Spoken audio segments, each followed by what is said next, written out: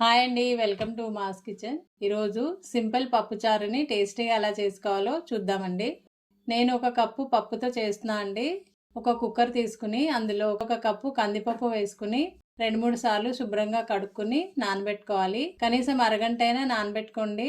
అరగంట తర్వాత అందులో పసుపు, కొంచెం నూనె వేసుకుని మూత పెట్టుకుని 4-5 విజిల్స్ వచ్చేంత వరకు ఉడకనివ్వాలి.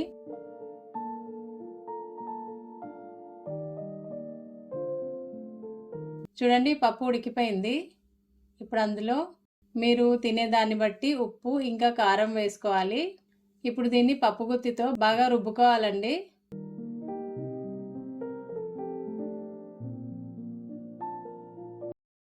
ఇలా మెత్తగా రుబ్బుకున్న తర్వాత అందులో సరిపడ్డ వాటర్ పోసుకుని ఒకసారి మొత్తం కలుపుకోవాలి.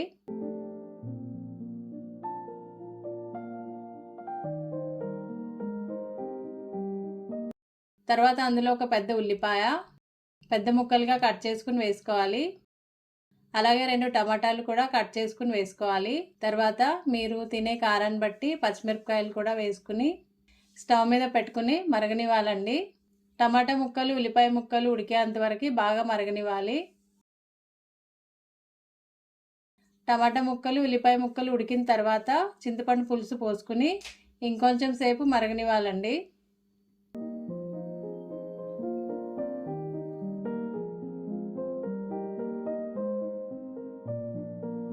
ఇంతే అండి. ఇప్పుడు దీన్ని తాలింపు పెట్టుకోవాలి.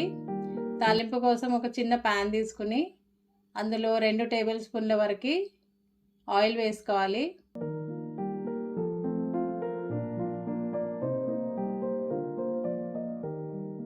ఆయిల్ వేడైన తర్వాత ఆవాలు, జీలకర్ర, వెల్లుల్లి రెబ్బలు ఇలా దంచుకుని వేసుకోవాలి. ఇవి కొంచెం వేగిన తర్వాత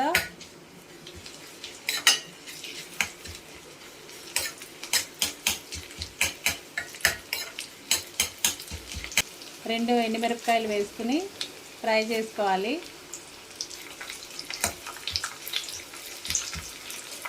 ఇవి కూడా వేగిపోయిన తర్వాత కరివేపాకు వేసుకుని ఫ్రై చేసుకోవాలి.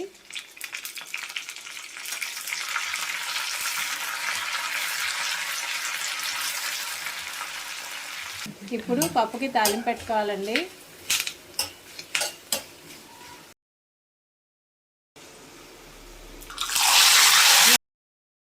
ఇంతే అండి, చాలా టేస్టీగా ఉండే పప్పుచారు రెడీ అయిపోయింది.